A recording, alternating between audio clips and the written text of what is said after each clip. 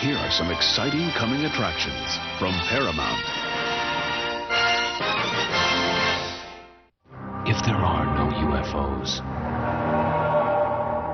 if ghosts really don't exist, if angels are only a myth, then how do you explain the traces? How do you explain the sounds?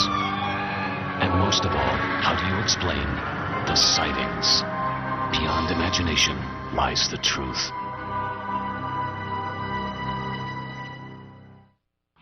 Now you can take home 3 specially compiled editions of Sightings, available only on home video. The UFO Report, the Ghost Report, and the Psychic Experience are just $14.95 each from Paramount Home Video. Now available on video cassette.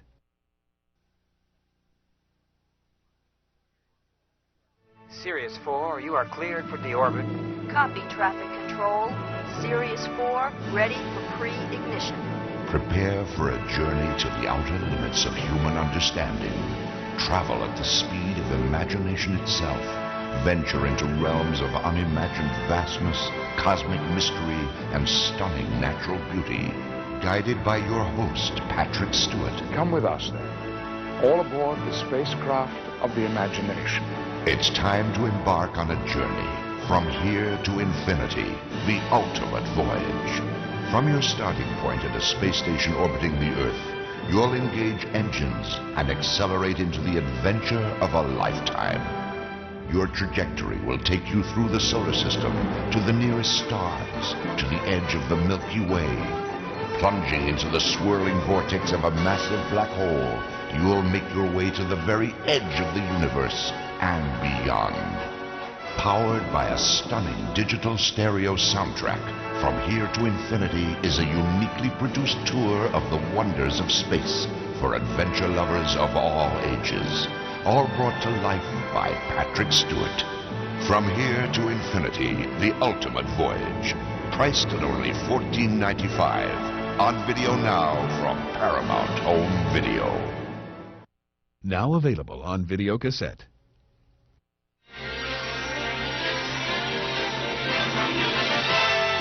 And now we're pleased to bring you our feature presentation.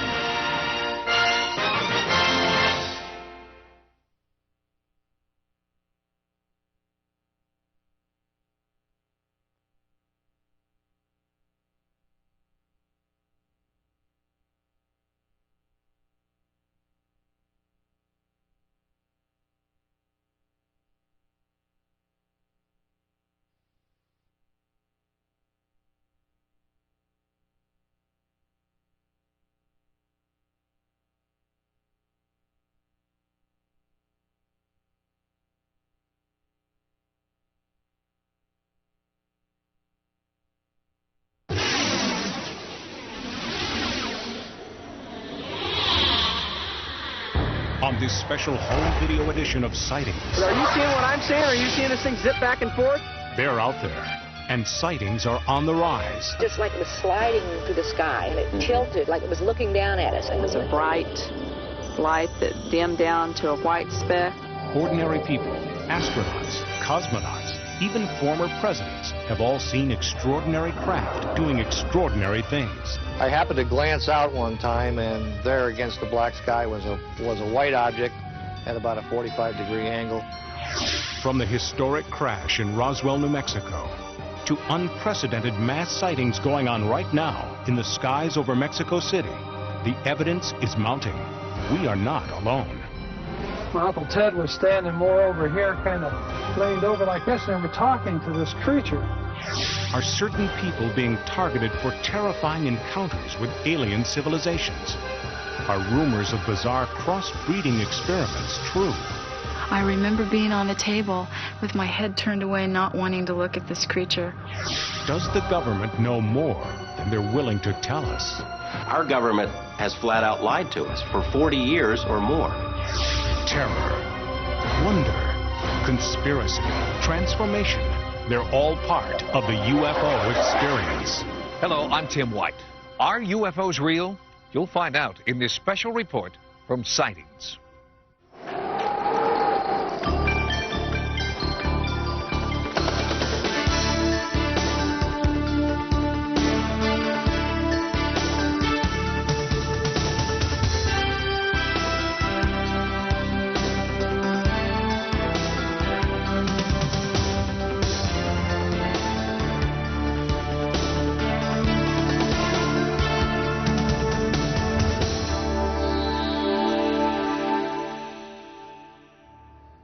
In the vast expanse of space lie wonders unimaginable. Galaxies yet to be discovered, planets unnamed and unexplored, exploded stars teeming with the building blocks of life. Scientists are devising new technology to reach these outer worlds, but perhaps someone or something out there has beaten us to it. It was just a red flash of light. It sounded like, well, a swishing sound, sort of. Et alors, autour de cette forme, il y avait des petits lucioles rouges. And I saw this big triangular-shaped 3 lights on each corner coming over my house. Mysterious lights in the sky. They were like stars. No sound. It just like was sliding through the sky, and it tilted like it was looking down at us. And It was a bright light that dimmed down to a white speck and went back to a red light, down to a white speck, and then just disappeared. You guys watching this inside? It's going up. Going straight up. Are these people sighting extraterrestrial spacecraft? Or is their imagination fueled by movies, books, and television simply misidentifying experimental aircraft? Holy cow! To answer these questions, we have to look back at the history of UFO sightings. Cave art in Australia and the western United States, painted at least 5,000 years ago by prehistoric civilizations, seems to resemble modern descriptions of creatures from outer space. Halfway around the world, a 13th century fresco inside a church in Yugoslavia includes a flying vehicle. It would be another 700 years before technology made flight possible. The modern age of UFOs began in 1947. Ex-military pilot Kenneth Arnold was flying his plane over the Cascade Mountain Range. He encountered several objects traveling at an extreme rate of speed. Although there are no photographs, Arnold had a drawing made of what he saw. His sighting triggered hundreds more that year across the United States. UFO mania reached a fever pitch in the summer of that year when the Army Air Force reported recovering a crashed saucer in New Mexico. The next day, the government claimed the disc was only the wreckage of a weather balloon. Sightings of unexplained phenomena weren't limited to just the United States. Marina Popovich, a Soviet pilot with over 100 airspeed and endurance records to her credit, had her first UFO encounter in the mountains of southern Russia. После того, как я увидела шар, который зигзагообразно летел. My first contact with a UFO was a rather special experience. It was in the mountains, and I saw a sharp ray coming out of a huge sparkling ball. Even some of the men and women who have been in space have reported UFOs are they can't real. Explain. Gemini They are Apollo real. astronaut James McDivitt Well, had his own UFOs obviously are encounter real. In June of 1966. Since it just means While unidentified in flying orbit object. above the Earth, an Hey unidentified everybody, object it's Justin, outside the aka window. Demonic Sweaters. Let me mute the audio on sightings back there. How's everybody doing today? Welcome to the Demonic Sweaters live hour show, live stream. Today's theme is UFOs and aliens. You guys voted. It was between this and vampires. Hey, Bertoon. Welcome to the stream again. Thanks for coming on. You guys voted, and your vote... well, actually, it was neck and neck for a while. It was vampires and aliens for a while there, and then aliens won out in the last minute. But it literally was 50-50 for like quite a while. So I am still going to do vampires and stuff, goth vampires theme. Maybe next week. We'll see if I can put something together by then. But this one was easy for me because I'm already obsessed with UFOs. They are a topic that I'm extremely fascinated with. And let me just give you guys a little taste of something here. Come on. There we go. Little X-Files theme. X-Files being one of my favorite shows of all time. You know, I mean, it's crazy. Like, I feel like what more, like, if you really think about it, like, the fact, like, with how crazy our world is and, like, how completely insane everything seems to be, almost like the best explanation for everything actually is aliens. Like, because, like, how else could you, like, I don't know, like, it really just seems so weird, like, that we even exist on this planet and we're just so different than anything else. And I don't know, I really feel like we're kind of like some type of alien hybrid or something like that. So Anybody have any sightings or anything like that they've seen in their lifetime? If they want to share here, feel free to post it in the chat. If you have questions about electronic drums or drums in general, feel free to post it in the chat as well. If you want to pick up any merch, where's my Demonic Sweater CD? Any merch on anthillrecordings.bandcamp.com. Sorry, that light's so bright. We have some CDs there. This is only $7 for Can You Draw Me? There's also Minnesota As the Sun Rises. You can also donate to the Double Kick Drum Fund, Double Kick Drum Pedal Fund, rather. Down below, there's in the description. All the links are in the description of the video for everything. And yeah, so anything you want to do to support the channel is all down there. Like there's follow links for Spotify, there's Anthill Recordings and all that stuff. So I got a new headset mic, as you can see. It's a little bit, well, it's the same one. It's just a different color, and it's a little better. It's got like a thicker thing here, so hopefully we'll not be getting all that like weird noise every time I adjust it that we were getting in the past few streams. So let's go ahead and get started. Let's play a song. I'm going to open up with a song called Cybot. This is off of Happy 99. And all the songs that I selected today, are kind of, I think they fit with like the alien UFO space theme. So here we go. This is called Cybot. Wait, where's the switch on this thing? Oh, it's in a different spot. Okay, that could cause trouble. How do I turn it off?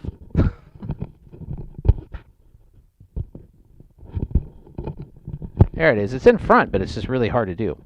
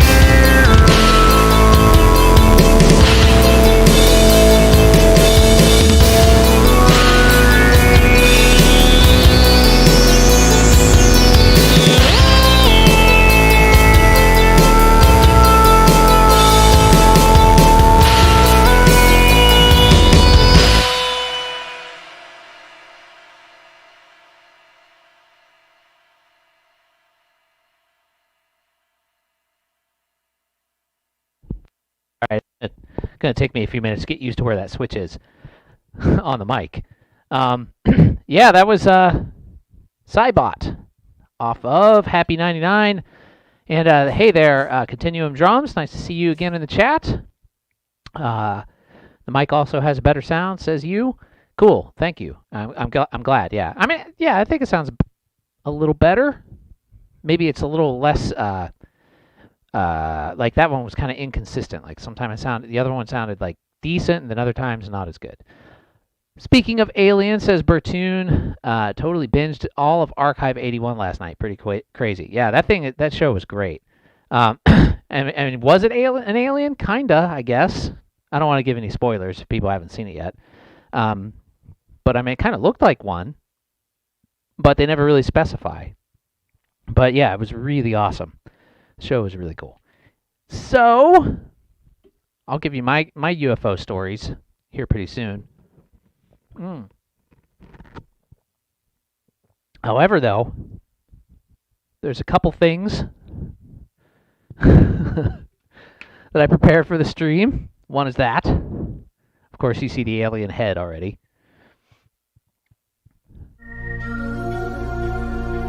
So, if somebody donates to the Double Kick Drum Fund, you will get some, well, not only will you get the X-Files theme, you will also get some love like that, some hearts. So, if you don't want to make a donation to the Double Kick Drum Fund down below, I'll see that here in the chat, I think. Will I? Yeah, I should. I should see it on my screen. I should have checked that. But I'll still give you some love. Just if for some reason it doesn't pop up, just say you did it in the chat, and I'll give you some love there. Anyway, all right. So next up, we've got a brand new song. Maybe some of you have heard it already. I posted a video of it a few days ago, and it's out on Spotify already. And this one is called "Secret Space Program." I don't think you could go along with the theme any better than that with that title. So anyway, this is called "Secret Space Program," brand new song, and here we go. Let me try to switch off this mic again. So that's kind of a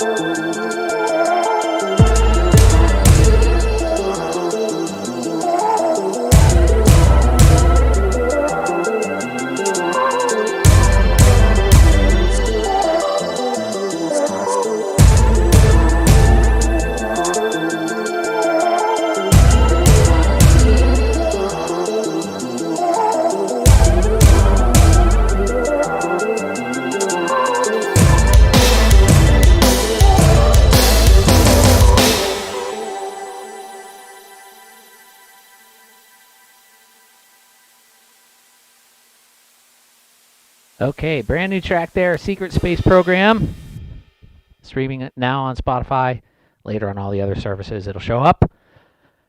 I messed up on I was trying to trigger the alien to come on there. The flashing alien, and then missed the cue. But oh well. Not too bad. Still, pretty good one for the first attempt on this stream.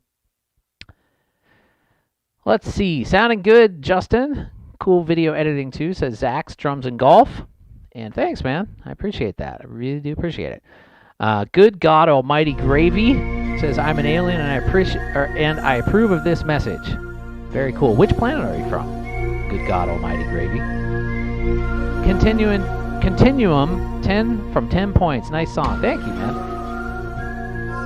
Bertoon really likes the song. Thanks a lot, guys. I really appreciate all the comments. It's very, very cool. So, love for you guys. Is that going to repeat on its own? Okay, good. I wasn't sure about that. I hadn't actually played it to the end yet on, testing this. So, favorite alien-related shows. How about some of that? I'll tell you some of my favorites. Well, one of my main favorites is right here. Let me turn on the audio. Hundreds and hundreds of calls. The one that you hear in the background was on the intro, and it's on the screen behind me, is Sightings from the 90s. Sightings was a great show. One of my favorites. And it wasn't just aliens that they talked about. It was all like paranormal stuff.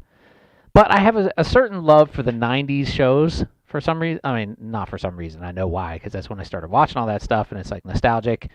But also, I just like, I don't know, there's something about the VHS production quality of these old shows that it's just really appealing to me. And in addition to that, I think that a lot of the research in them were really good. And especially in this particular documentary. This is called the UFO Report, Sightings, the UFO Report. It's like 2 hours long or something. It's a pretty long, I think it was like a special edition of Sightings where they just went through all this UFO stuff. Zach's Drums and Golf says the prequels to Aliens were cool. You mean like the Prometheus movies and all that stuff? Like starting with Prometheus and then what was the one after that? Covenant? Yeah, I like those too. And I think that that's probably pretty close to reality. Like, I mean, The Abyss. The Abyss was a prequel to the Aliens? No way, was it? Oh no, you're saying The Abyss as well. Okay, yeah, The Abyss was good. How about Event Horizon? You guys ever see that one? That one's pretty good. Just saw in the theater, we just went to see Moonfall. And I loved it. I mean, it's really stupid, like, but great at the same time. Like, what's great about it is, like, I mean, the whole concept of the moon being like a fake, structure, like a mega structure. I mean, that's like a lot of people have talked about that, and then they made a movie about it. And like the whole story, that part of the movie is great. Like, I love it. But then, like, what's really funny about it is how people like there's all this insane stuff happening. Like, the moon is like literally falling to the earth, and like pieces of it are crashing off and like blowing up mountains and stuff. And like there's this whole like, they're following like this group of people, like trying to get somewhere. And like every time, like they're like outside, and every time like a giant piece of a moon will like fly off and smash into a mountain and like blow it up. And everybody, they're just like, the reactions are so off. Like, they're just not at all how you would react in that situation. They're always like, oh, we better get going. Like, they're like not panicking at all. They're just like completely calm. And like, it's just so weird. Like, I'm sure they did that on purpose because it's just so off that, like, I don't know, it's really funny. But the movie was great. If you like those kind of, disaster, ridiculous, kind of silly movies, like, I had a fun time watching that. Would have been better in IMAX, but it was still really good. Yeah, Archive 81, new one, of course. X-Files, of course. The X-Files, I love the X-Files, and don't take this as like, talking smack on the X-Files or anything, but the continuing story, like the alien-related story in the X-Files, is so complicated and convoluted. Like, it's like so funny. Like, there's this one episode, I think it's the end of season, or the beginning of season 6 or something like that, where Scully is sitting at this this desk with all these FBI people, and she's like basically recapping the entire, conspiracy up to that point, and it just goes on and on. Like it involves like super soldiers, clones, like bees, and like all this stuff. Like because they had all these episodes, so they had to like wrap it all up into like one big like alien conspiracy theory. And like it's just like that episode cracks me up because it's just so funny how many things they like pile onto this one. Like the aliens were cloning people and creating super soldiers, and they were using bees to, like, I don't know, like all this stuff is just piled on top. Like it's great. But Zach says V from the 80s. Yeah, I vaguely remember that. I was really young when that was out, but I did watch it. I remember me and my cousin Jessup watching that and getting into it. Hold on, let me take a drink of coffee.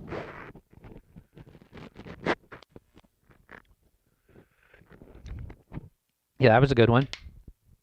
As far as like the documentary stuff goes, well, actually, let's play another song. Then we'll get back into that after this song. Try to get more people to come on here. 7 of you guys out there, and I appreciate every single one of you. But let's get some more. Share the stream. Share it. Okay, here we go. This is going to be a song called Bashlight. This is also off. Which drum set do I use on this one? Actually, I can't remember. I'm going to try this one, I think. No, there was one I used in practice. Now I can't remember what it was. No, it wasn't that. The hell was it?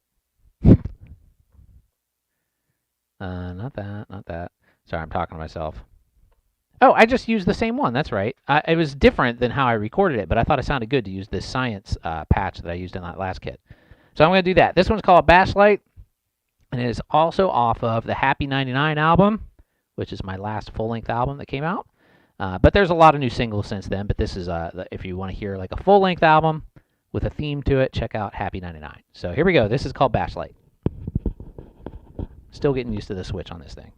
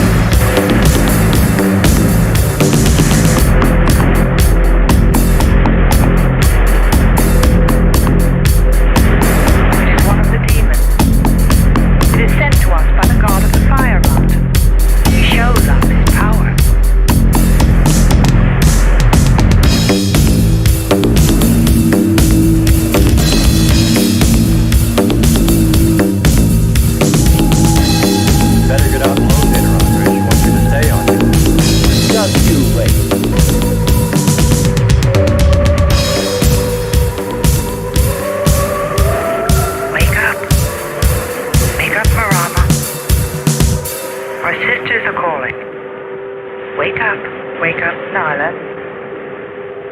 Our sisters are awake. They're hungry. You have slept enough. All right, that was a song called Bash Light, which is off of Happy 99 album. Whew, a little out of breath there. Zax Drums and Golf says, pretty freaking wicked. Thanks, Zax. I appreciate it very much.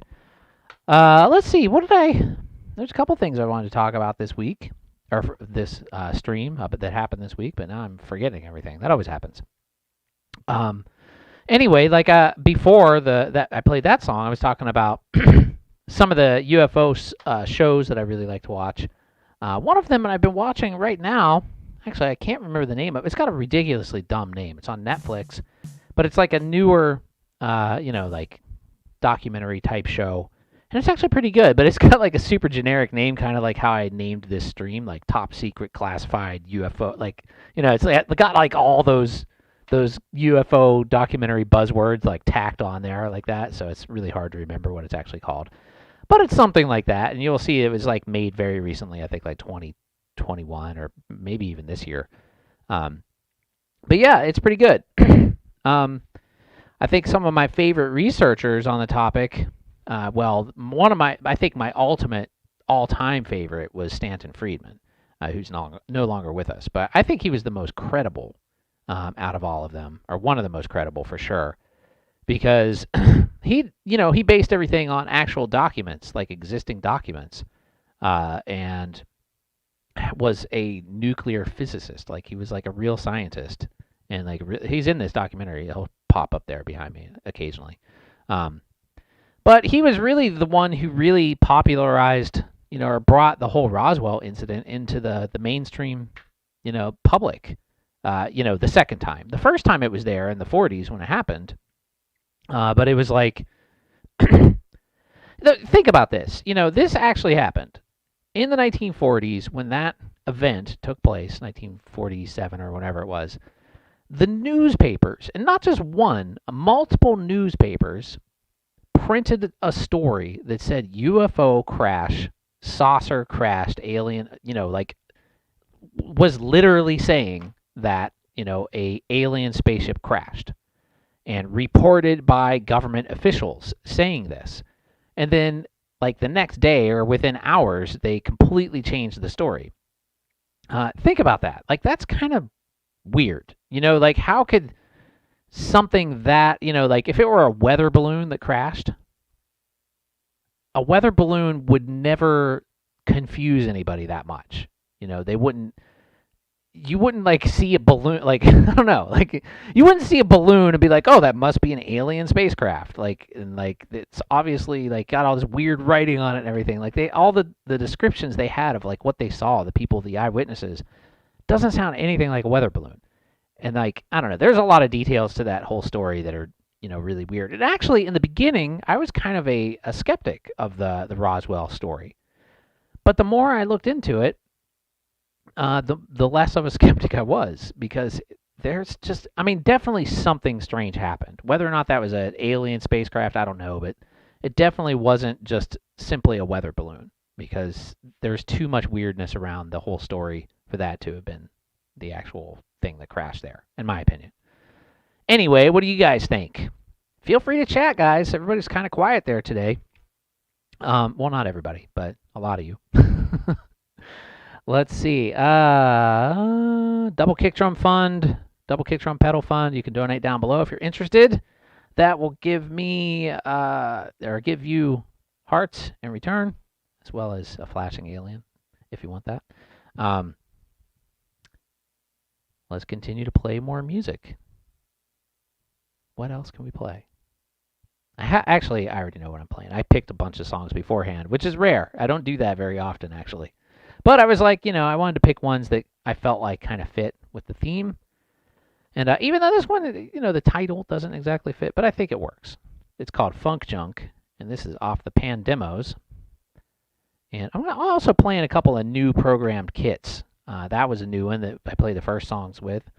That I call that one Science, and this one is a new kit that I programmed just called Pop. I'm going to use that, using the TD6 today. on the next song, which is called Funk Junk. So here we go.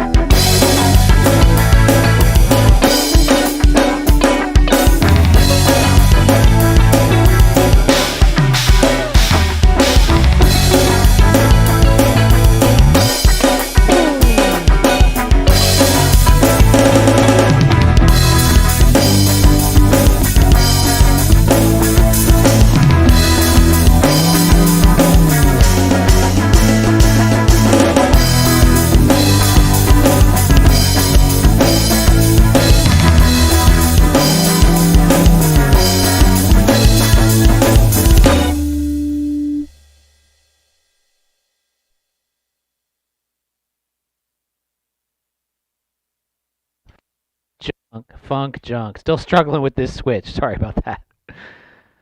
Oops. Yeah, that is a fun one to play. That one in the middle there has that like kind of rhythmic cacophony that happens that I just have to just stay focused on playing the same thing throughout that, and then there's like one cue that I have in the music that tells me where it's going to stop. But I usually can, except for when I first started playing it, I would screw it up. But now since I can have like, I know to listen for that cue, I usually do pretty good there. But I like doing this. There's this beat, this rhythm in there I do. It's kind of like a polyrhythm. It's like.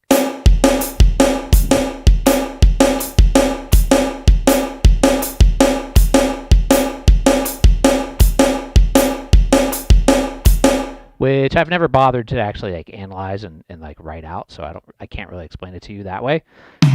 But it's something that I've actually been playing for a really long time, that particular pattern. I picked that up from Bill Stevenson, from The Descendants and All.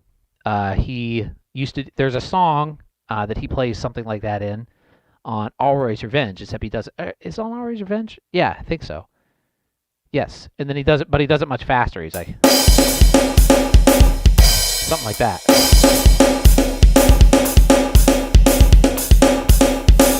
But once I heard that when I was like 15 or something, and then figured it out, and then I throw it in every now and then. when I can use it, I try to, because I think it's a pretty cool pattern.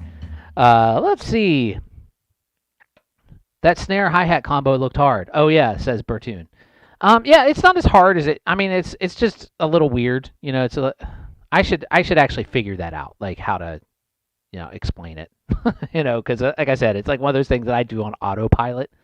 I've never tried to really write it out. I guess that was quarter notes, 1, 2, 3, 4, ba, ba, ba, ba, and then it's like a polyrhythm. Like I said, the snare is doing something different, I'll write it out. I'll figure it out. I'll make a drum lesson on that because that would be a pretty cool lesson, I think. Ooh, coffee splashed up on my nose. Only Half Human says, Kit sounds good. Thanks. Thank you. Yeah, this is, like I said, it's a newly programmed patch here, but I like it. It's very tight. I usually don't play a real tight sound like that, but it works in certain things.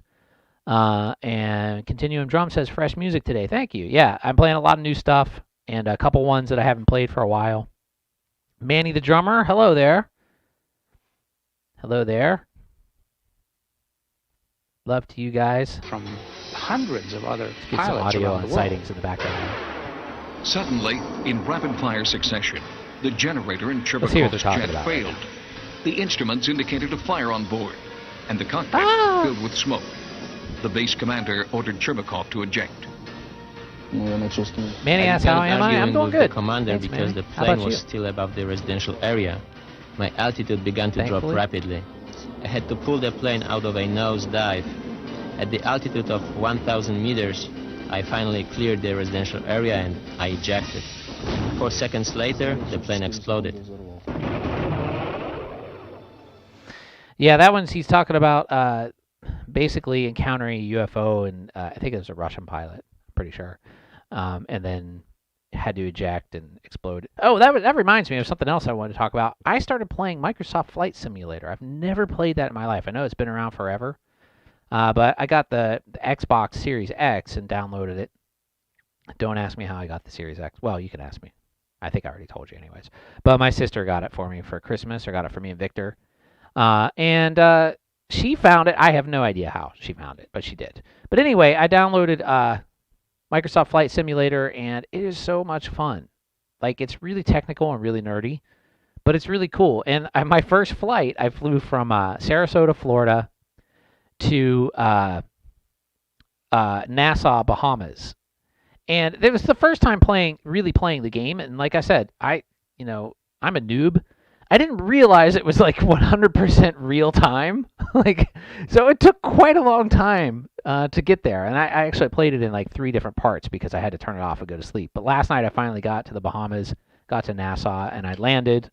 And I managed to land. I had to take, I didn't crash. I came down once and knew I was going to miss. So I went back up, then turned around, tried it again and came down and managed to land. And it was at night too.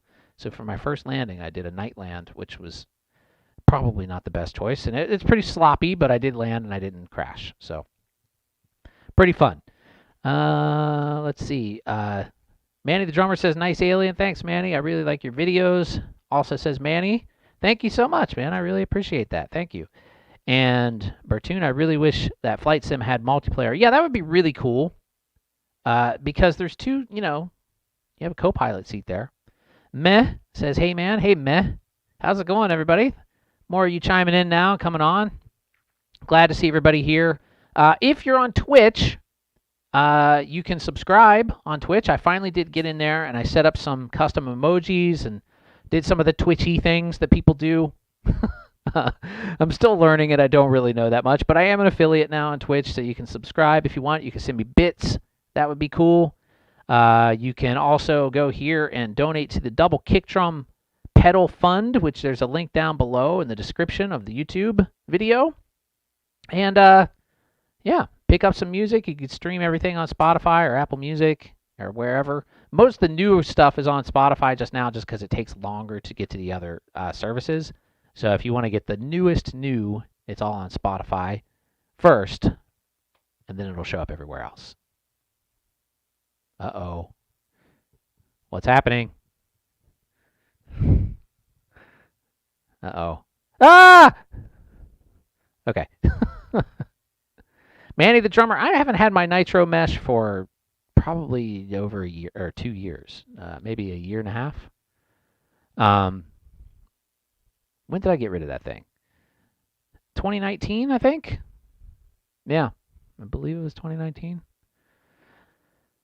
So, yeah, but as far as I know, it's still holding up well. My friend Chiaki has it.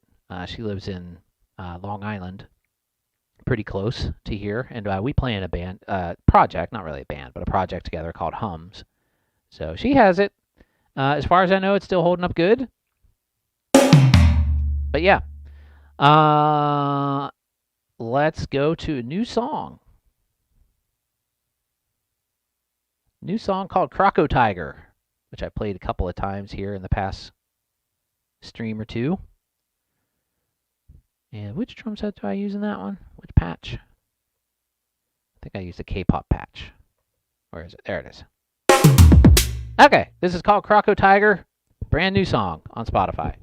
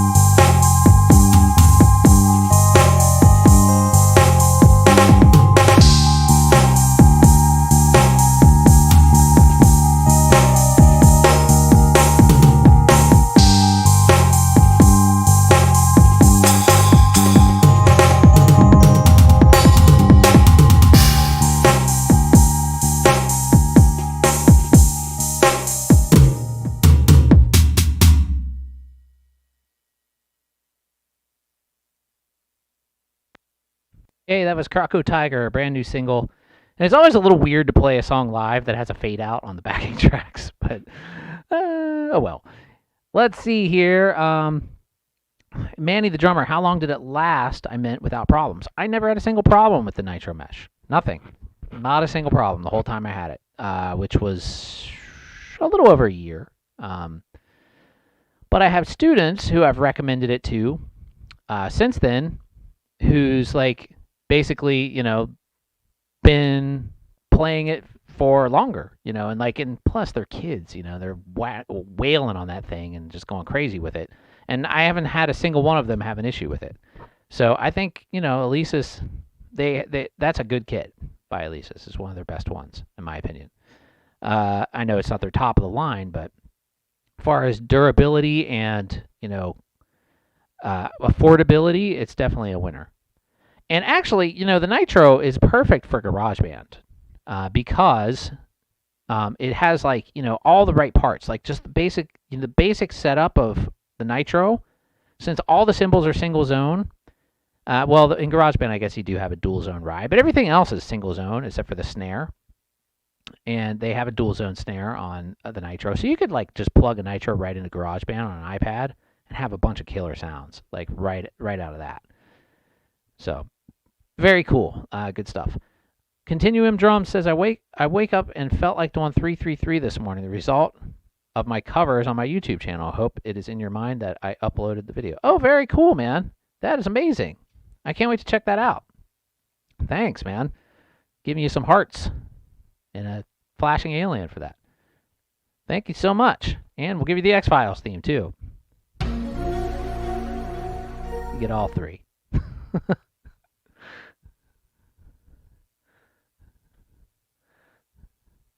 Phoenix Nate says that snare is wonky. Yeah, that's my K-pop snare. It's actually I have 3 snares on this kit. Oops, wrong button.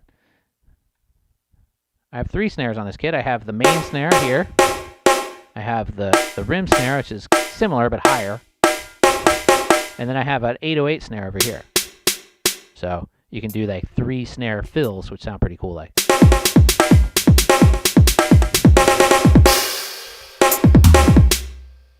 And a lot of a lot of K-pop has like this 808 snare sound. They use that a lot. And so I thought it was cool to have that over there. And I could do like.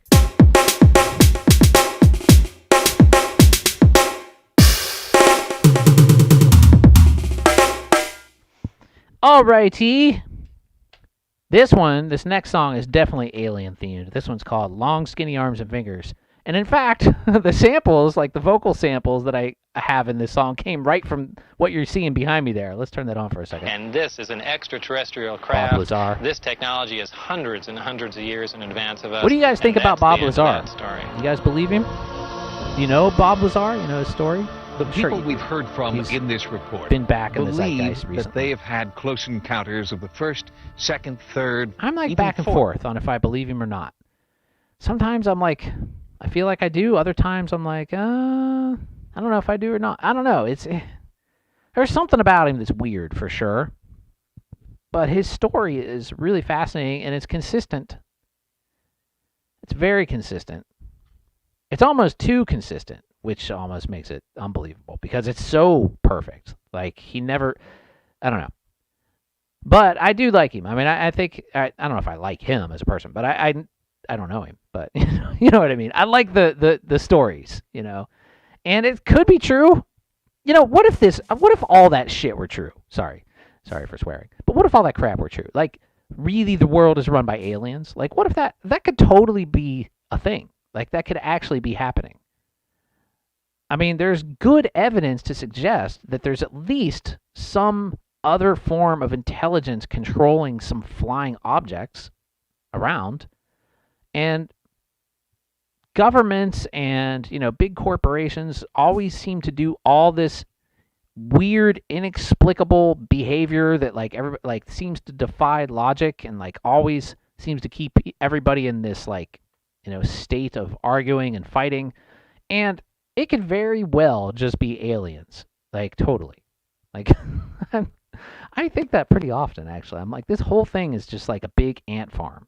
And actually, that's kind of where, Anthill Recordings, even though that's not where I got the name originally, Anthill Recordings, but it kind of morphed into, that's the meaning of it for me. It's like kind of like this, we live on this ant farm, and that's why the song I have, Ant Dance. I always use that phrase a lot, ant farm, ant hill, ant dance. We're all the ants. We're in an ant farm, and we're being studied.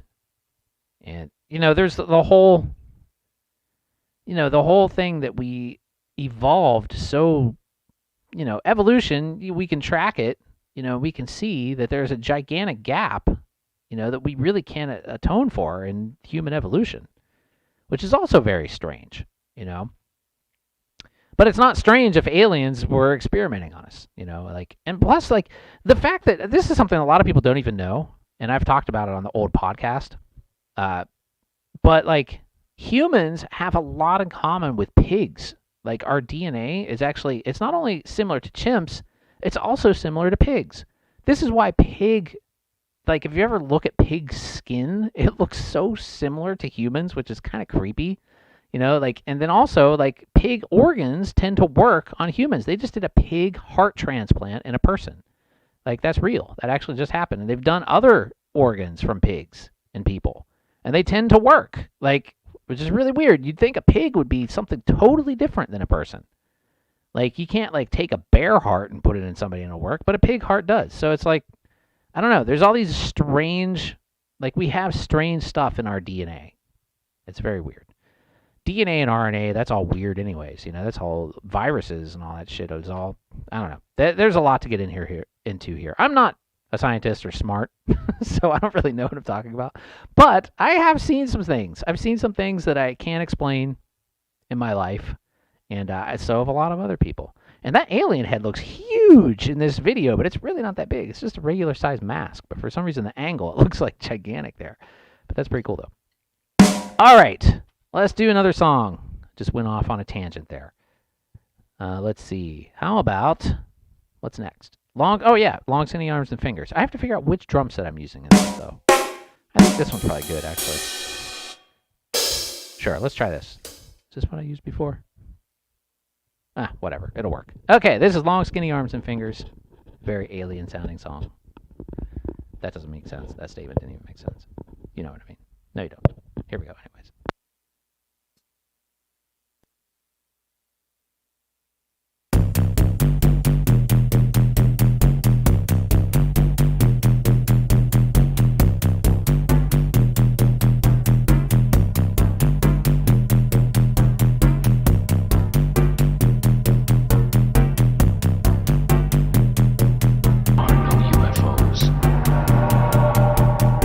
If ghosts really don't exist,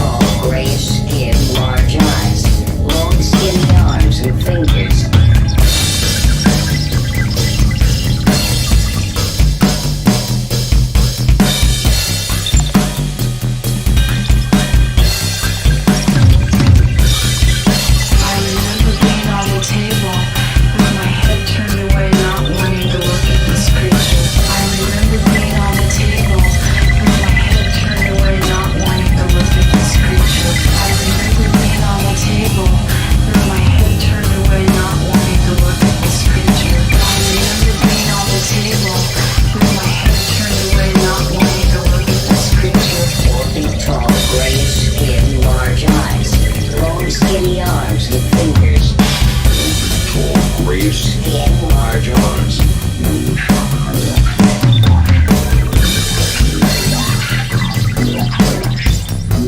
The arms and fingers.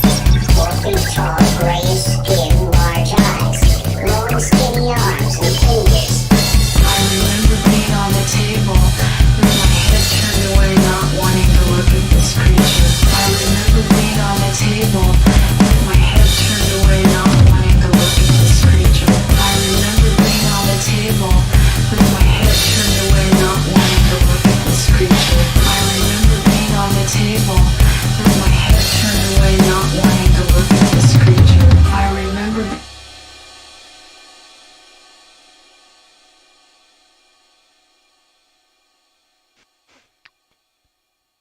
Long, skinny arms and fingers.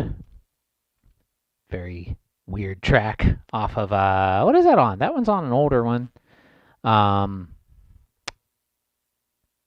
of the Scrocked, I think. That's why I just release singles these days, because then I don't have to remember all the albums that I have.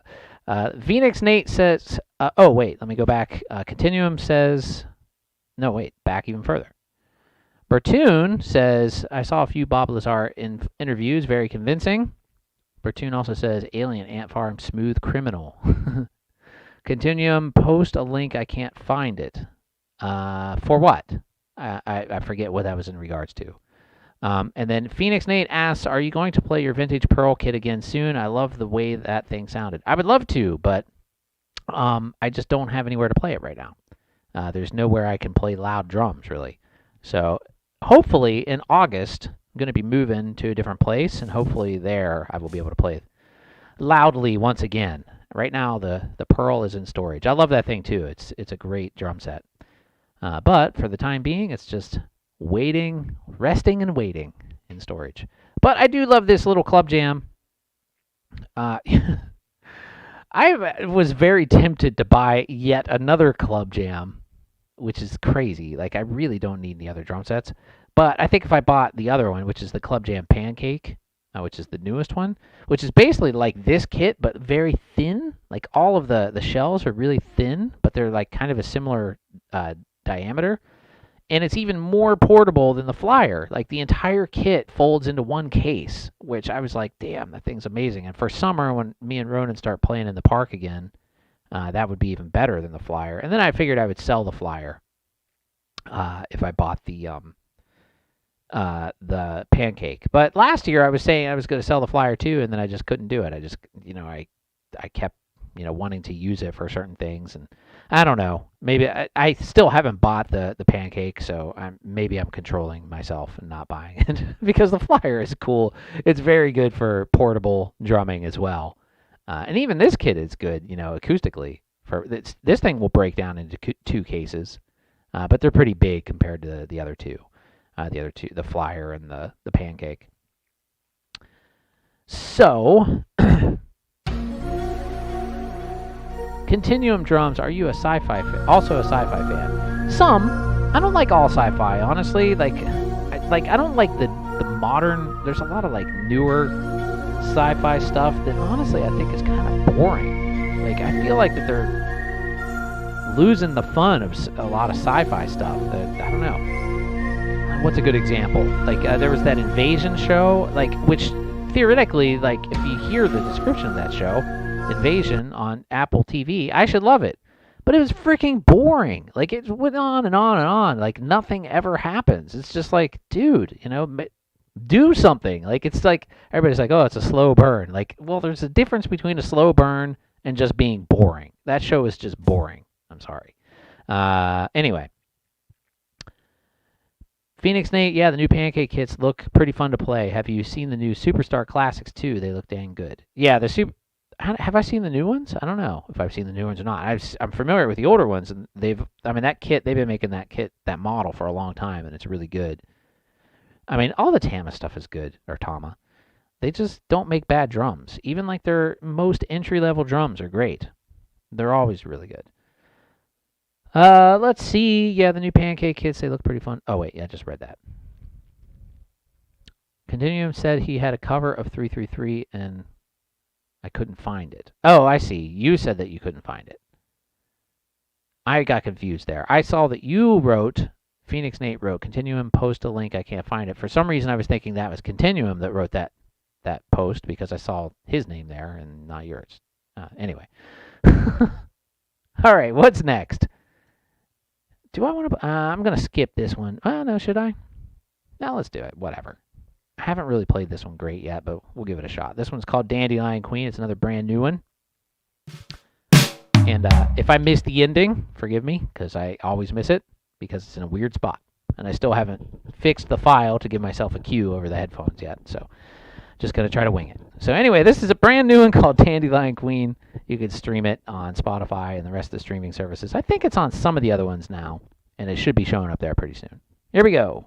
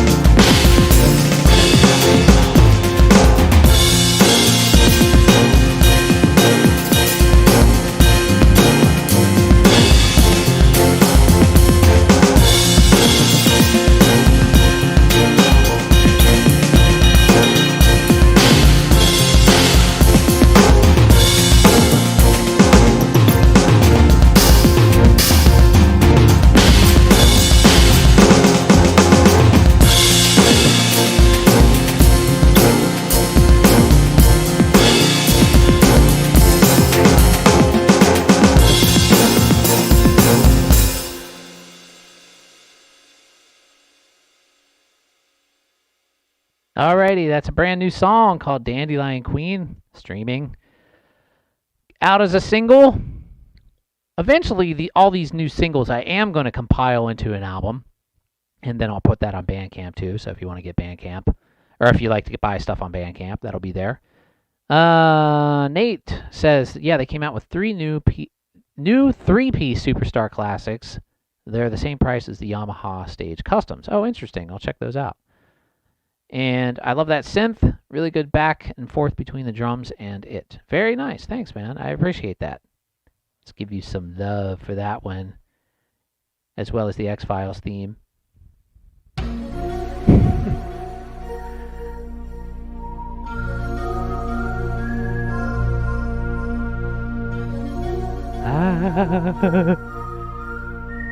That thing looks like it's spinning. Why does our brain do that? That's so weird. How it can make you feel like something is spinning when it's not. I don't know. Can somebody explain that to me? It's aliens. Aliens did it. Okay, this is another brand new one. It's called Digital Demons. And let's find the right drum kit for it. There we go. Okay, Digital Demons, another single. Lots of new ones today. Here we go.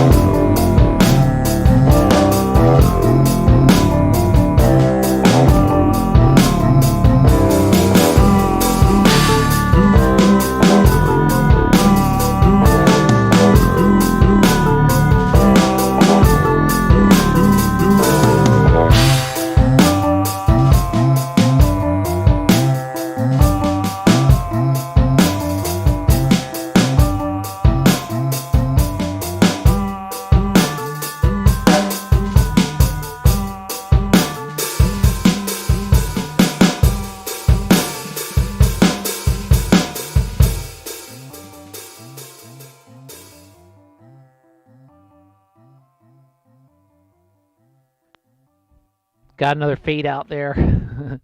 Digital Demons, brand new song, brand newish song.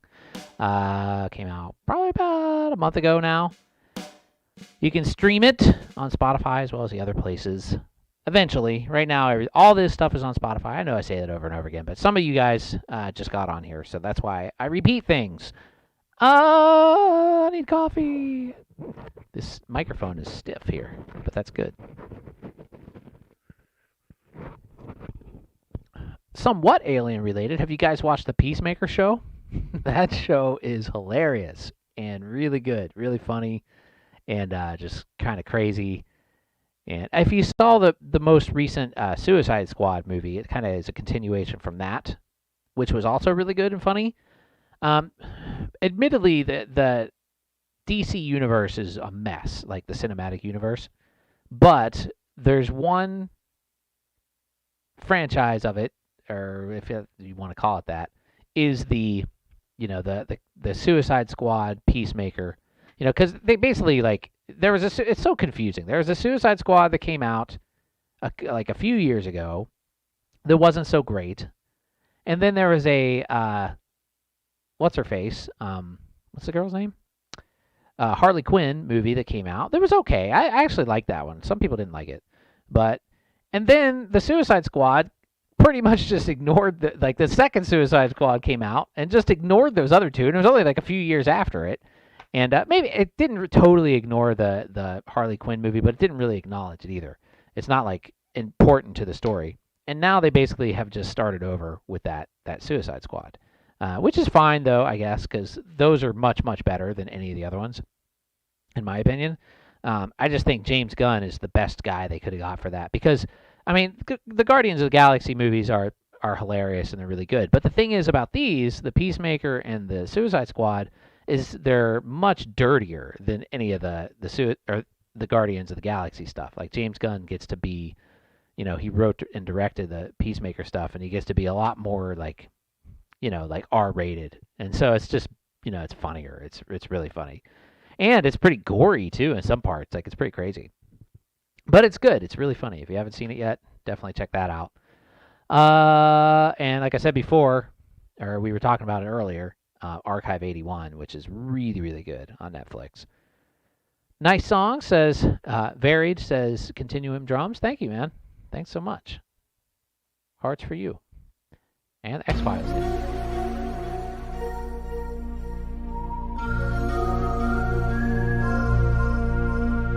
Joe Leon, DC versus Marvel / Disney. Marvel, I mean,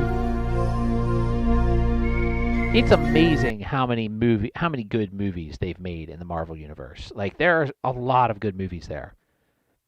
I don't love all of them, but I'll never not watch one if it's on. If I see one on TV or whatever, they're all good. They're all good enough to watch, except the only one I really think that sucked, I just totally thought it sucked, was The Eternals. I just really did not like that movie. I thought it was so boring. Oh yeah, Phoenix Nate. Agree with me. Yeah, it's just The Eternals was 3 hours of them walking around. That's literally what it was. There's so much, excuse me, so much of that movie could have been cut out. It was just them walking around. Nothing happening. And flashbacks. Flashback after flashback after flashback. And I don't know, it just was not good. So hopefully they'll learn from that. I really liked Shang-Chi. That was really good. Is that what it's called? Shang-Chi? The other one, the other new one. And the last Spider-Man was good. Bertune asks, do you think they're going to make more Archive 81? I would think so. I mean, it seems like it's a big success, and they left it as a cliffhanger, so I would think they're going to. It seems like they're going to. Or they left it open for that. I didn't quite understand why. What was the guy's name? The evil guy, the cult leader guy. I didn't quite understand why he pulled what's her face over to the. I don't want to spoil it. But anyway, I can't remember the characters' names anyway, so I'm not going to spoil anything. All right, let's do another new one. This one's actually one of my favorite. I think this is probably my favorite new one. And I've had a lot of good feedback on this song too, which is Ant Dance. Speaking of the ant farm thing. And this one, I made this song. I should tell you guys how I made this, because it was interesting the way, I thought it was interesting the way I came up with this. What I did is I started out with using some Apple live loops in GarageBand. And like there were some like kind of almost cheesy sounding, like techno loops that I layered in there. And I started building stuff around it, and then I deleted the original loops. So like I used the loops as like kind of like a starting point, and then got rid of them. So like I created my own thing over top of them, and then when I got rid of those original loops, the entire mood of the song completely changed. So it was like almost like a little experiment the way I did that, but it ended up, I thought it came out sounding good. And yeah, I've gotten a lot of good feedback on this song too. Anyway, here we go. This is called Ant Dance, and it's also streaming on Spotify and the other streaming services soon. Here we go. I turn off. This switch is in a bad spot. This is kind of the only annoying thing about this mic. Where the hell is it?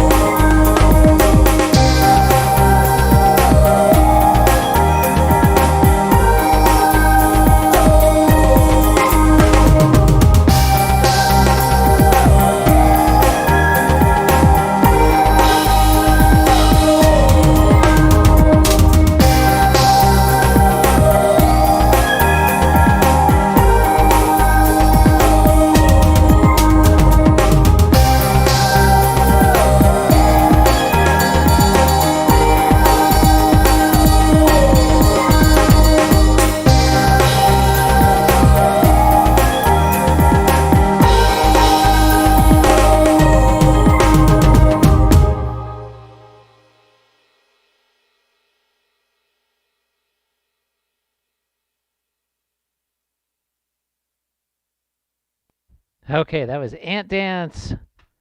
New song. Can stream it on all the streaming services. Once again, like I said a million times.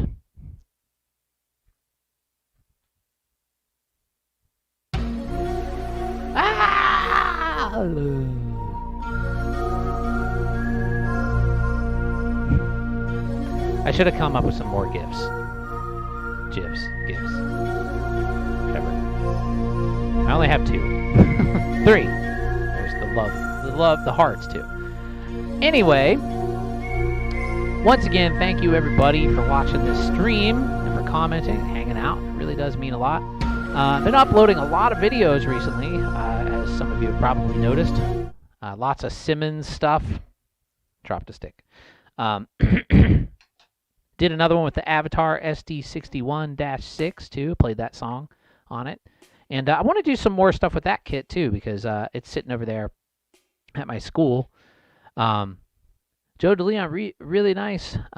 Bravo Ant Dance. Thank you, Joe DeLeon. Thank you so much. Let's give you the hearts for that one. There we go. Thank you so much. What was I saying? I'm kind of out of it. Oh yeah, the videos. The Avatar SD61-6, as well as the Simmons SD1250. SD? Yeah, they both start with SD in their names of the model. The Simmons kit, still learning that thing. SD1250. And I'm going to make some more videos on it too. It's got some interesting features that you don't see on a lot of other drums, actually. And I actually quite like the internal sounds on the SD1250. I know, like, Justin from 65 Drums wasn't crazy about it, but I think it's pretty good. And one of the things I just noticed that somehow I didn't even notice when I was setting it up, even though I was the one who plugged it in and everything, is the ride is a 3-zone ride with only one cable, like kind of like how Yamaha does, which is pretty cool. And I think the only bad part, the only samples that I don't really like on it on the SD1250 are the hi-hats. Like, and not all of them are terrible, but they're kind of weird. Like, they've kind of got some weird stuff to them. Oh yeah, the Arizona Lights, Jared Gibson says. That's a famous one, famous story. That one, to me, it's hard to tell. You know, like, if I'm back and forth on believing that one too, because I feel like if it weren't for that governor, like the governor of Arizona at the time, what's his name? Fivington or something. He's got a weird name like that. But the way that he went back and forth, now he's all about, you know, saying it was real and believes it and everything. But of course he's saying that because he gets to be in these documentaries and people pay attention to him still. At the time, he was like a denier and was, you know, saying it wasn't real. But I will say that of the videos I've seen of the Arizona Lights, to me, they all look like flares. Like, totally. But I don't know if those are the actual videos of the event. That's the problem, you know. But the videos that I've seen that people say it's the Arizona Lights, I mean, they're obviously flares. However, like I said, I don't know if that's the real videos. Maybe people saw something else that there hasn't been a video released, or all those videos have been confiscated or whatever. I don't know. It's hard to say. Jared Gibson, Pentagon UFO videos are an announcement to the world that we have anti-gravity technology. Possibly. I don't know, though. Again, like, how do we know? Like, we're in a sea of I don't know in 2022. Like, it's like basic. I mean, we've always been that way, I guess. But yeah, I mean, there's all kinds of stuff. You know, UFO stories dating back forever, and you know, in ancient paintings, you know, we have like UFOs and like, there's like an old Leonardo da Vinci painting that has like something that looks a lot like a UFO in it. Like, I don't know, it's just really weird. Phoenix says, I went to Roswell Museum. It was pretty fun. Not sure if I believe that particular story or not. That's cool. I've never been there. I've never been to New Mexico, actually. And I was like that with Roswell, too, before, but now I think I believe it. And because, I don't know, you have to really look at the documents and the way that I mean, I believe that something happened that was definitely not a weather balloon. Because none of the stories, the cover stories they say even make sense. Like, like they say it was this one balloon program that you know, like they've changed their story so many times, which is really, really weird. Like at one point they even said that they were crash test dummies, and that's why people said that that they actually saw alien bodies. And so like, if not, like, okay, so if the alien bodies story was totally 100% fabricated, why would the government even come out and say something like it was crash test dummies? Like, when people would obviously be able to tell, like, if something's a dummy, you know, compared to an alien body. Like, they would, you know, a crash test dummy is something that everybody knows what it looks like, and it's just it doesn't even look remotely realistic or alive. Like, so nobody would confuse those two things. And there was something up too about how like the weather balloon program that they had said that it was actually didn't even start until like a year after that even happened. Like there was like all this weird stuff that like none of their cover stories even made sense. And the fact that the Navy or the Army even said the first statement was that they had found a crashed UFO, a crashed saucer. They released that as a statement, which is just, and then changed their story. Like the whole thing is just so weird. Like, I don't know. And all of that, you know, happened like right around the same time as like, you know, they were detonating nuclear weapons, and like just all this stuff was happening all at the same time. It's just kind of odd. Kind of like how when, you know, we have COVID going on and now there's these Navy released, you know, like UFO videos from the Pentagon that they're not even denying. They're not even saying that they're fake. Like that. And how is that not like the biggest story like in the world? Like, I don't understand that. Like, how is nobody freaking out?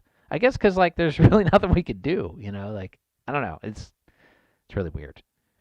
We live in a weird place. Anyway, did I miss some comments here? Jared Gibson says, there are ancient stories about the time before the moon. I've heard that. Yeah, I've heard that. But I don't know which ones. I've heard people say that, but I don't know which stories. I don't see how that would be possible, though. I mean, maybe I don't see how the Earth would exist without the moon, because the moon controls, like, so much stuff of our, like, humans need, you know, like the way that the tides move and gravity and all kinds of stuff are related to the moon. Anyway, got a couple more. Let's do Captain Flange. I haven't done this one in a while. It's old standby. Get on the right kit here. And this one's always fun to play. It's a fun little song. Here we go. Captain Flange off of some older album.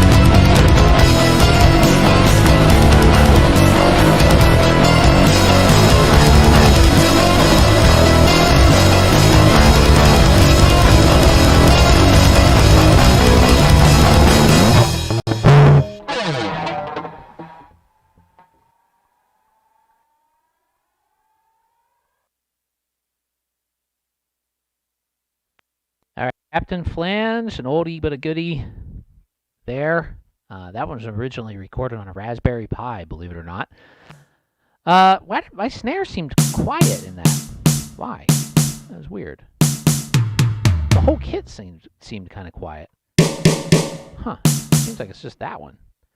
Did I somehow turn this one down? Let me see. Common. It's up all the way. I don't know. Sometimes weird stuff happens.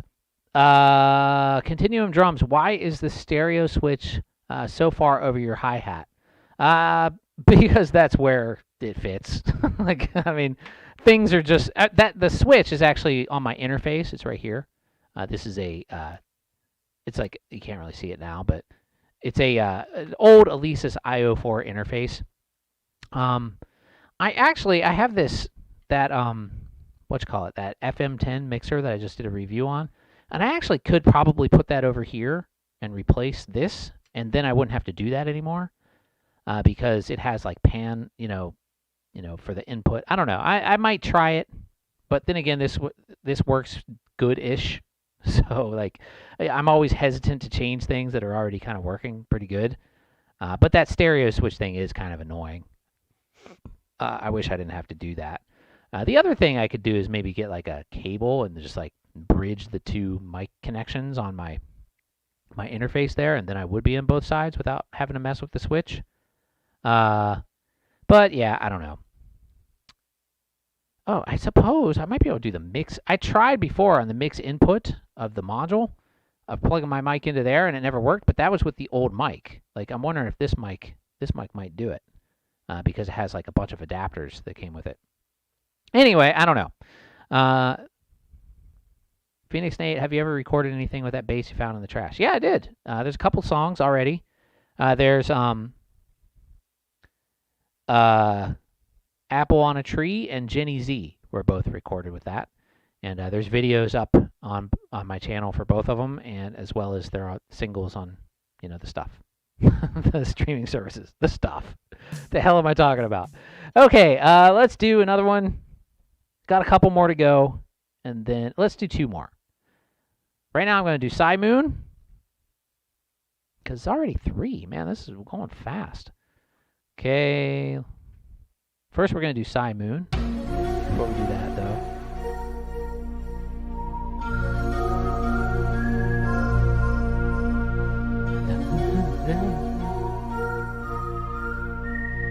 What's you guys' favorite X-Files episode? One of my favorites is that stretching guy, like Toon. I think his name is Toons. Talk about Bob Lazar. Oh, okay. Sure. Bob Lazar. So the thing about Bob Lazar that's interesting, I mean, there's a couple things. Every time they say that, they can't find any record of him working in these places, like Los Alamos and all that stuff, and then that turns out to be false. Like, and then they do find records of him working in these places, like he's in like a phone book and like people remember him and stuff there. Like, the fact that they lie about him, like, and say that he never worked there, it almost makes it more credible, because like, why would they deny him ever working there if he never really did anything that was, outlandish or, crazy, like worked on alien spacecraft.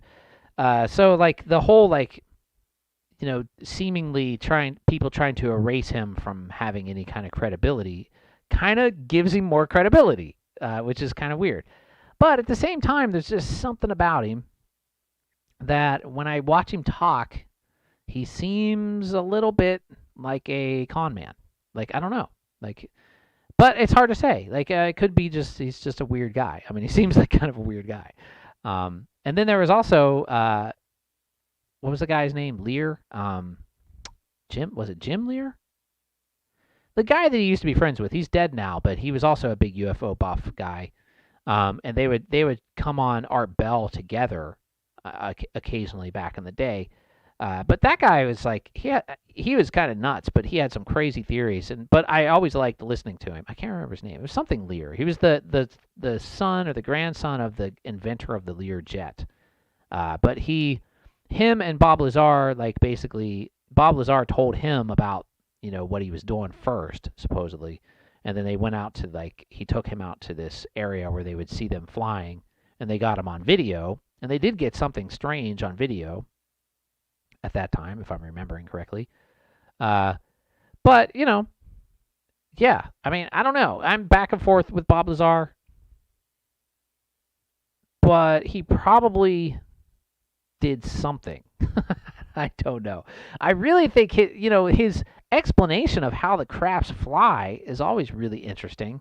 And at the time, too, this was in the 90s. He's talking about, like, gravity drives and, like, you know, talking about how, you know, they would use this element to basically create a gravity anomaly, I guess that's how you could say it, where it pulls the craft towards it, you know, because the way that it kind of bends space-time, and then, like, and it's all very interesting, you know, if it's not real, it's all very creative, but it could be real. I mean, if you were going to travel, you know, a very efficient way through space, that seemed like a plausible explanation, what he talked about. And he did have a lot of detail in his story. There's, like, I think there's a really old VHS tape. I think it's just called the Lazar tape. That was, like, him in front of a whiteboard, you know, just drawing out all this stuff and, like, how it actually worked. And I watched that, and that was the most convincing thing to me, because I was like, who would, you know, spend their time making up all this stuff and have it, you know, like, so worked out, you know, and have all these theories and all this stuff so worked out that it makes that much sense. And, like, you know, I don't know. The whole thing was, that old tape is actually really cool. So if you're going to watch one, try to find the Lazar tape, I think is what it's called, VHS. There's probably a rip of it on YouTube. Eric Gibson says, nice guitar tone. Did you play the guitar on the recording? Yes, I did. The guitar tone on there, it's funny, like, was literally plugged through this crappy little, like, Radio Shack microphone preamp, plugged directly into a Raspberry Pi when I recorded that. And that was it. And then, like, I did, like, processing through, I think I used Ardour to record that. And so all the guitar processing was done, like, through plugins on Ardour. And, like, the actual guitar was just plugged directly into a Raspberry Pi through this, like, it was, like, just a really, really, like, crappy Radio Shack like, preamp that I just plugged into the audio input on the Raspberry Pi. And, yeah, it came out pretty good, though. The drums on the original recording sound really garagey. Like, but they sound kind of cool. They were just, like, 2 mics, but they're pretty noisy. I did 2 songs at that time on the Raspberry Pi. I had this, there's videos about both of those. I built this Raspberry Pi that was, like, enclosed in an old vintage Mac Plus case, and then, like, I did, like, some music on it and made it and everything. Phoenix Nate, I have a Raspberry Pi. How do you record on it? Well, go watch those videos. There's the Raspberry Pi. I think, what do they call it? The Mackin. I called it, like, the Mackin Pi, something like that. Project, something like that on there. I mean, they're a few years ago. They're back in, like, 2015 or 2016 on my channel. But I mean, the Raspberry Pi is essentially just a computer. So I mean, you can record, like, basically the way you would on a Linux computer, which is using a bunch of wonky software that you could get for Linux that were, well, the really good one now is Reaper, but I don't know if it might run on a Pi now. It didn't at that time, but I recorded on Ardour, which I fucking hate. Sorry for my language, but I can't stand the program Ardour. But it is pretty full-featured and runs on Linux, so that's why I recorded it there. Let's see, Bertune, to hook my Alesis up to GarageBand, I need a MIDI to Lightning cable. You just need a USB-B to Lightning cable is all you need. Just, you know, it's like a USB printer style in the back of the... Well, if you go on my last video with the avatar, I post a link. There's a link in the description to the exact cable you need. And that one works. I bought it from Amazon. They're only like $5 or $6, something like that. However, if you're using an iPhone and not an iPad, you need more crap, because an iPhone doesn't have a headphone jack, so that kind of screws everything up. You can still do it, it's just more of a pain. And I actually made a video about how to do that a couple of years ago, and it's literally about the Nitro Mesh and how to use with an iPhone. And I'm sure you can find it on my channel. If you search those keywords, it'll pop up. I can't remember the name of the title.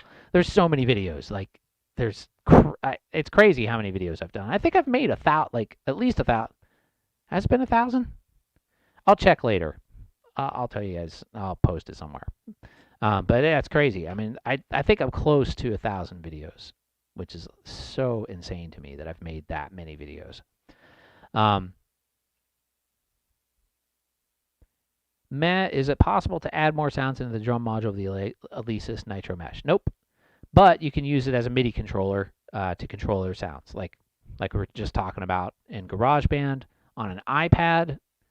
You know, it's crazy. I spent all this money on Superior Drummer 3, and honestly, I think the GarageBand drums on the iPad sound... I like them better than at least the default kits on Superior Drummer 3. And even when you screw a Superior Drummer 3, I mean, it sounds good. Don't get me wrong. I'm working on something right now where it sounds really good. The new is that Donnie song I'm using, SD3. And it's sounding really good. But out of the box, the sounds that are in GarageBand on iPad OS sound so good. Like, that vintage rock kit, like, it's one of my favorite drum sounds I've heard, like, in a long time. And, like, there's literally nothing about it I would change. And that never happens, like, to me. When I hear presets, I never hear something where I'm like, that's perfect. But that one actually is. Like, I think it's totally perfect. The only thing about the GarageBand kits is you can't add any more cymbals or anything. You have one crash, you have one ride, you have 3 toms and a snare drum and a bass drum and hi-hats. And that's all you get. And you're not going to add more. They don't let you add more. But in a way, it's kind of like, you know, that's okay. You know, you can get creative, you know, with just using a basic drum setup.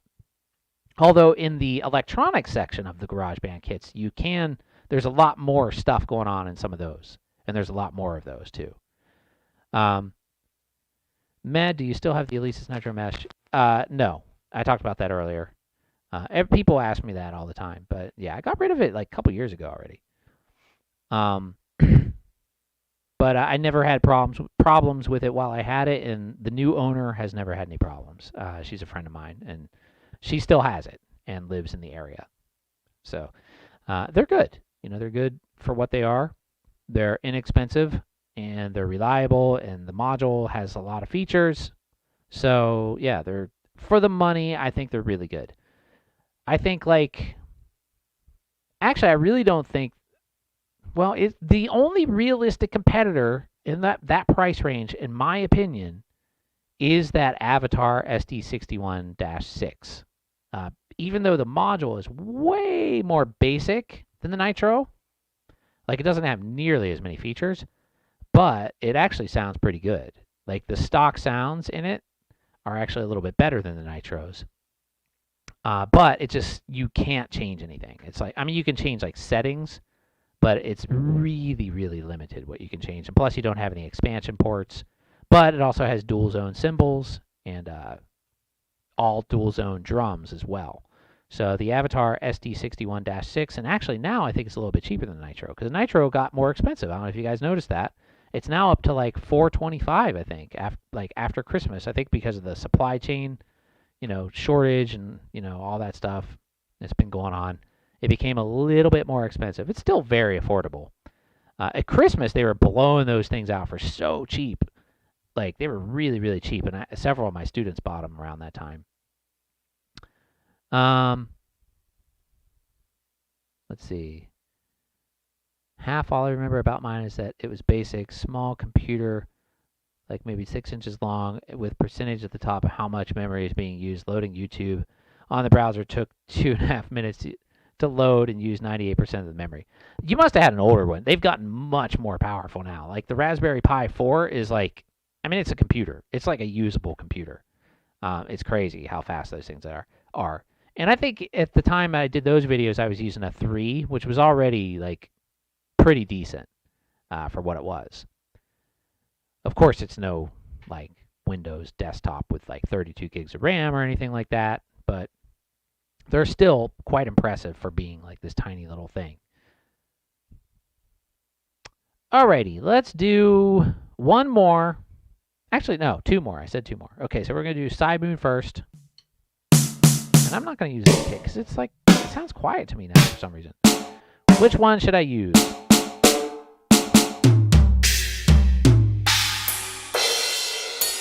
Sure, I'll try the Draw Me kit. I haven't used this one in a while.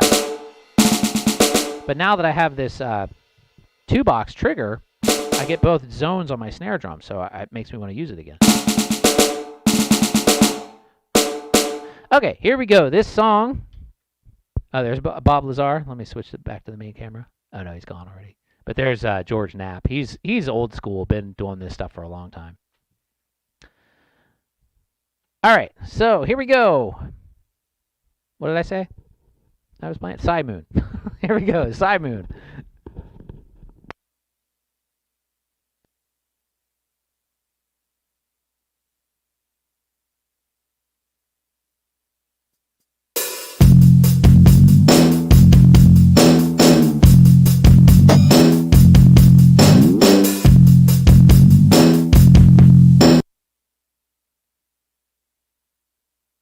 All right, I'm stopping for a second because something definitely happened here. I must have hit my, I know what happened, why the drums got so much quieter. I accidentally turned my knob here, turned my knob, that balances the two parts. That's why the last one sounded weird. Let me just, I have to do a quick sound check. Let me do this real quick.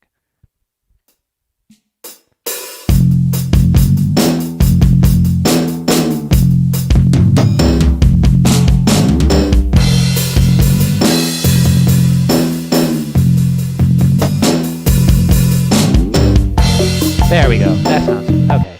Yeah, I must have bumped it when I was flipping that stereo switch the last time. That's another bad thing about having that thing right there. So maybe I should switch over to using that mixer. Anyway, here we go. This is Side Moon.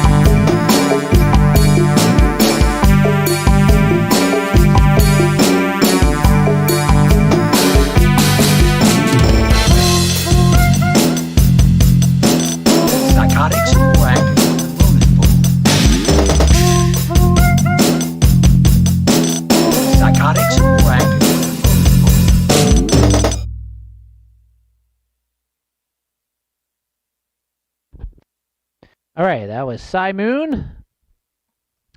And Phoenix asks if I'm using the Flama FM10. Not here on the stream, but I'm using it on my desktop over there. I actually really like it. But I might use it on the stream. Well, here's the reason why I haven't hooked it up to the streaming computer is because it works so well with iOS and my iPad that I kind of want to be able to take it with me and put it in my backpack, because on the desktop it's really easy just to unplug. Here on this setup, once I get everything set up, I don't like to mess with it. Maybe I'll just get another one, a second one. But yeah, I think that would be good because then I wouldn't have to keep switching the stereo back and forth. I don't know. We'll see. I guess I can use this interface with the iPad too. So that statement I just said doesn't even really make sense because this one works just fine with the iPad as well. So yeah, I could just do that. And actually, this one's even a little better because it has 4 inputs. Though I don't know if you can record 4 inputs on an iPad. Might not be able to. Do I have a streaming setup video? Yes, I do. Of course. I have a couple, but there's one specifically about this setup when I first did it, even though it's evolved a little bit since then, but it's still pretty similar. And I think that one's just called How to Be a Streaming Drummer. And then there's an older one too, where I talked about when I did my stream in the live drum room, when I did like a Easy Drummer live stream one time, and I have a video on that as well. But that one, like, I don't have it dialed in as well back then as I do now. Although that one was pretty good too, but different. Okay, so we got one more song, and I'm gonna end today's stream with Antimatter Is, which, if you go back to the original video of this song, it's me running around Flushing Meadows Park in an alien mask, recorded on a VHS camera, like a real one. And that video was a lot of fun, and the original version. The original version of the song, too, I played on this huge drum kit that I built out of pieces I made in the trash. And there's, of course, videos of me making that drum kit, too, on my channel, if you go way back, and it's called Sun Drums. You can search the Sun Drums series if you're interested in that. But it was like all these different drums I'd found, and I put together this gigantic drum set. It had like 4 rack toms, and they were all big, like really big toms. And it sounded really cool. So I made like this, I programmed this kit to kind of sound like that drum kit that I used on the original one. But in the video, I'm wearing this alien mask that's right here on the drums. All right, let's see. Joe DeLeon says, I dig the multi-camera angles. Thanks. Thank you. Those are, basically I have like, how many do I have? 1, 2, 3, 4 different cameras, 2 webcams. 2 of them are cheap Chinese action cameras, like the overhead and the kick drum pedal are both like those cheap action cameras, but they have webcam mode, so those are actually pretty good to use for this. And then the other are just regular standard webcams, 1080p wide angle webcams. I can't remember the brand name of them, but yeah. And then I use the advanced scene switcher plugin for OBS to make it switch the cameras by itself, so I don't have to do it. I can change them. I actually hooked up my oops, shoot, I just pushed the wrong button. I actually hooked up my Stream Deck here, which I hadn't been using since I moved over here, but now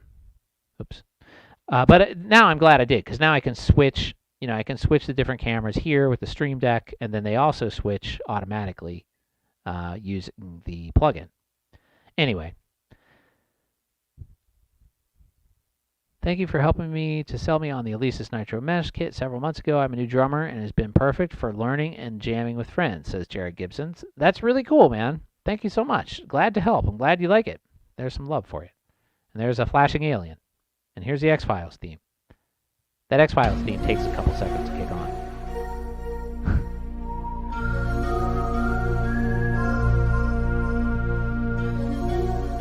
Alrighty. One more track for the day. Antimatter Is. This has been a lot of fun, guys. Thanks for watching and hanging out. And I'll just get to it. Here we go.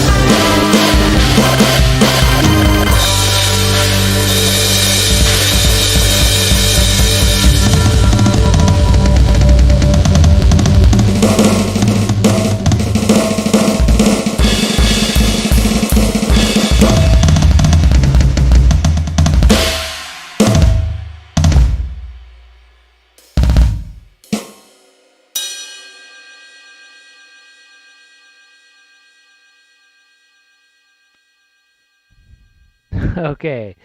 That was Antimatter Is off of Turn of the Scroct. Always a fun song to play. iRig interface, asked Dave Edwards. I am using an iRig Stream for...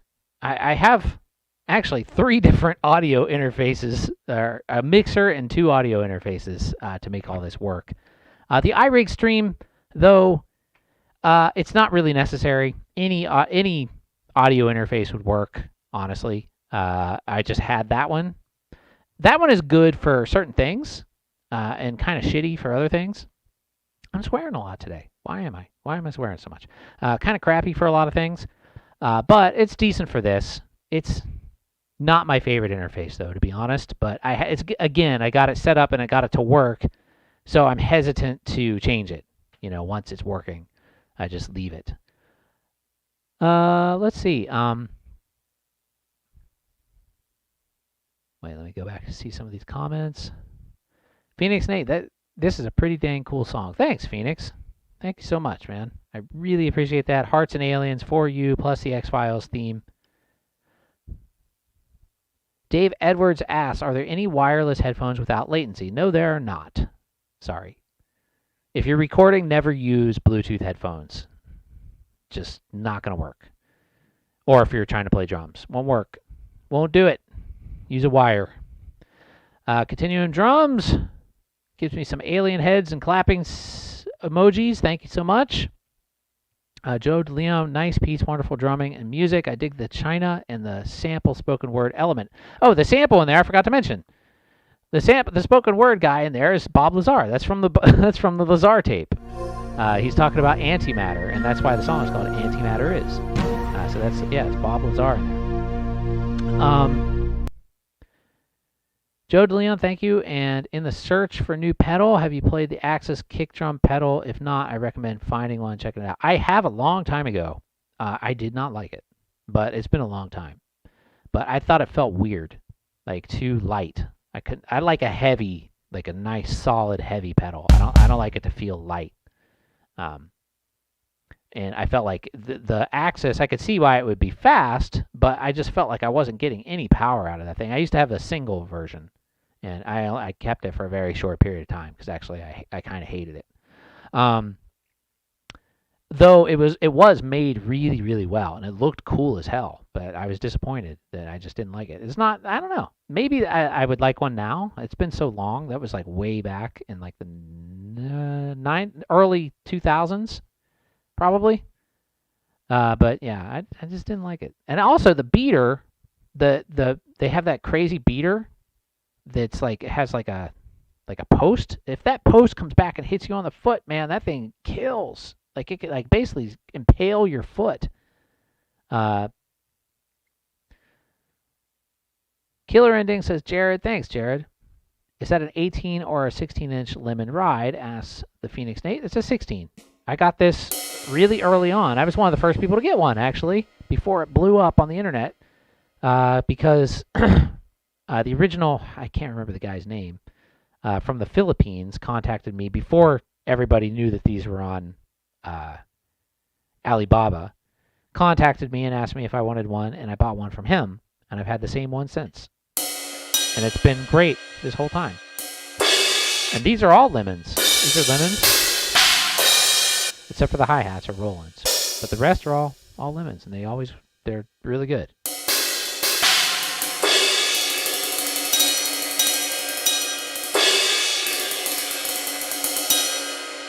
'16's fine. I thought about for a while getting an 18, but I'm like, whatever. It feels fine to play a 16.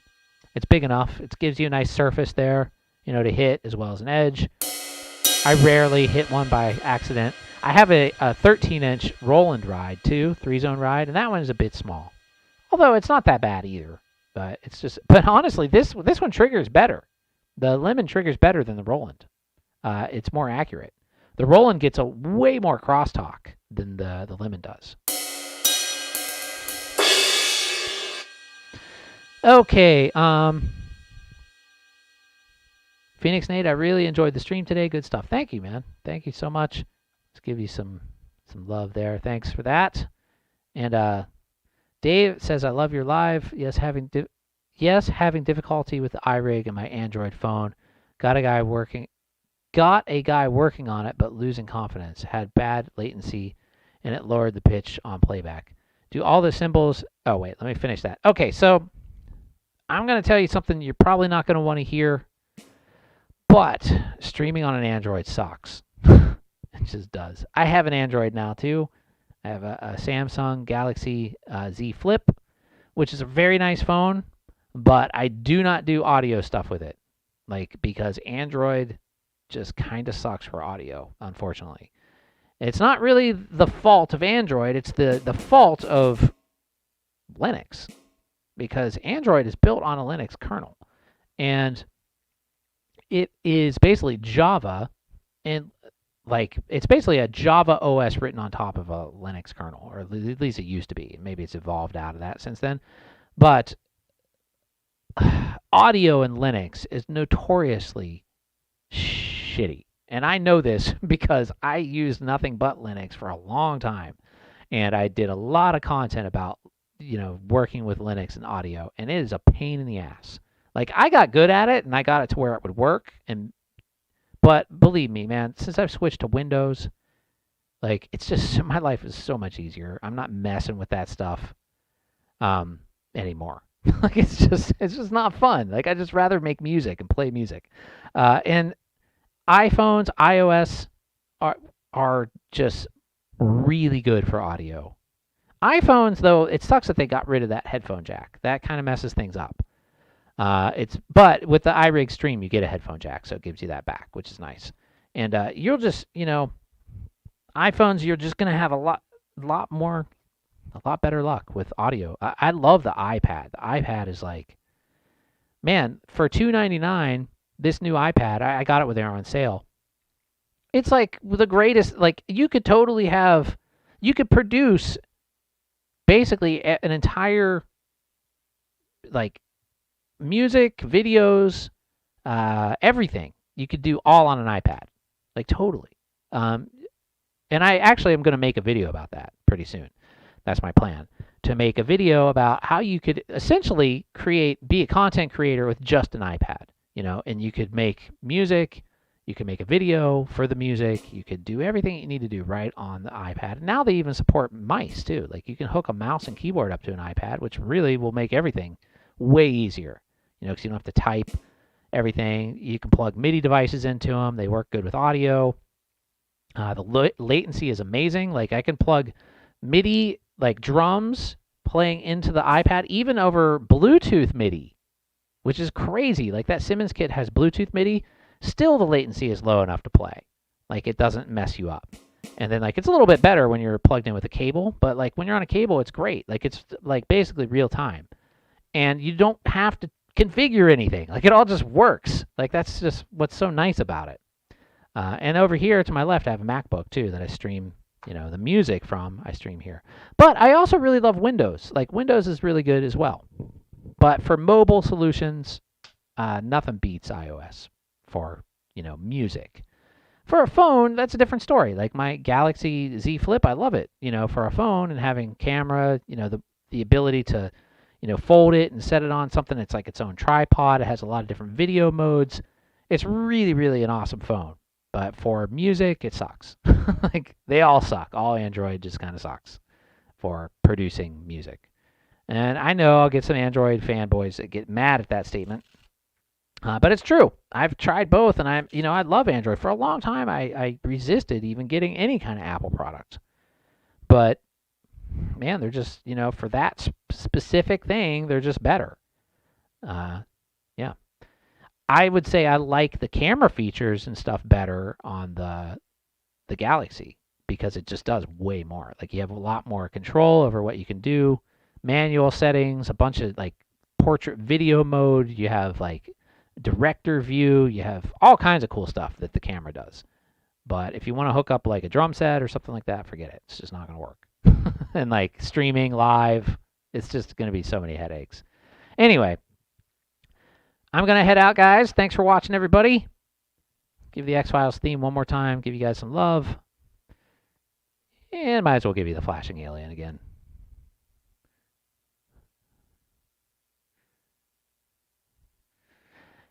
All right, so next week's going to be the goth vampire theme. And we'll see how this does. I don't really know what I'm going to do yet. We'll see. We'll see how it goes. See what I come up with. Thanks for coming in. Don't forget to tune in. Don't forget to subscribe. Click the bell icon, the like button, all that good stuff so you get notified every time I upload new content. And, help me out. If you want, you can donate to the Double Kick Drum Fund. There's a link down below. An ordinary light. Whoops, wrong button. There's a link down below in the description. Trying to make it. We're running out of time. It still says ends in 2 months. That seems like that's been there forever. Is that even counting down? I need to fix that. But yeah, it's not like it's not a desperate need or anything. Mine's working still, so I guess it doesn't really matter. Donate if you want. If you don't, whatever. Just stream my music. I'd rather you guys just enjoy the content. Don't feel like you have to donate or anything like that.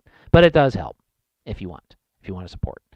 Anyway, I'll see you guys really soon, and have a great week. Bye-bye.